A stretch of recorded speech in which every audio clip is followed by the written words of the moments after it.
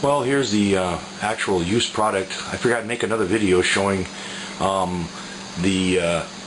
what my lights do on my grow lights that I built last year. I think it was last year or the year before. I can't remember now. But here's the outcome of them. You see, I took the board off the top and I made two little slots to make it lighter, and I put a heavier duty chain to hold the lights up. I don't really need it, but I just felt better doing it. And the plastic trays on top are the top for these, but I use them for transferring the plants. And just to show you that these lights don't get hot at all. Some people have asked me if they get too hot. They don't. I mean, I can put my hand on, there's no heat at all on the lamps. But see, I'm growing tomatoes.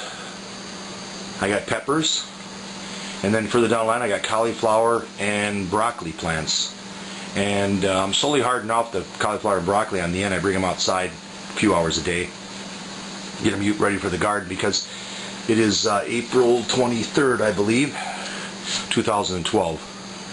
And they've been here for quite a while. I'd have to get the dates. The dates, I believe, on this. I planted these peppers, let's see. When did I plant them here? I got little stakes in them. 3/15. So March 15th I put the peppers in, and March 15th I put the cauliflower in. And I'll give you a little different scan here. And the tomatoes I put in about a month ago. I didn't put a date on that. I got it in my records, but I don't have it on me. But they're doing real good. And I feed them, the soil mixture I use is just like I read online, is 1 part vermiculite, 1 part perlite, and 1 part peat moss, sphagnum, real fine peat moss. And I just put that in there. And basically it's a soilless mix. I don't have the dampening off disease that I had a problem with the years before doing it. None at all.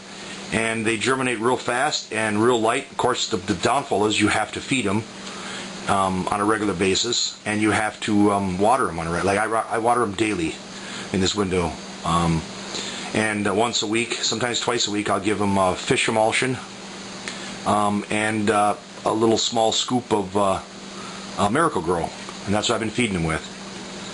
And of course, I have the fan going too. I've heard other people say that keep a little fan going, and it keeps dampening off disease from being problem. Plus it keeps air circulation. And I got under there, you probably can't see, but I got heating mats under here. You know, the ones you buy for 20 bucks. I got a dual over here for these two. These two are sitting on a dual. And everything's on a timer. The lights are on a timer and the fan's on a timer. So they run, they come on at 6 o'clock in the morning and it goes off at 11 o'clock at night. And I do that every day, 24 hours a day. And sometimes when it's sunny out, it ain't out sunny out today, it's rainy, I'll open these blinds up all the way and let more light even come in and help them out.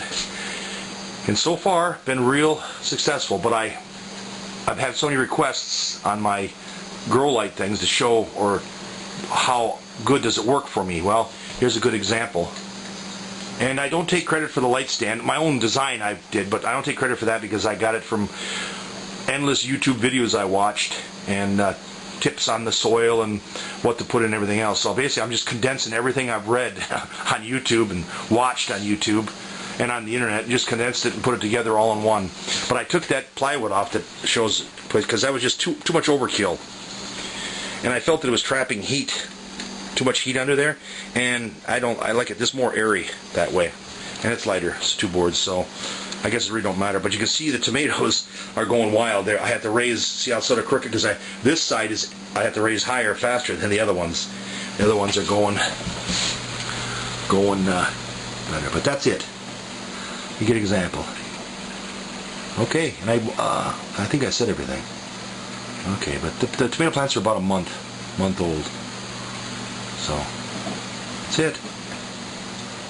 Happy gardening.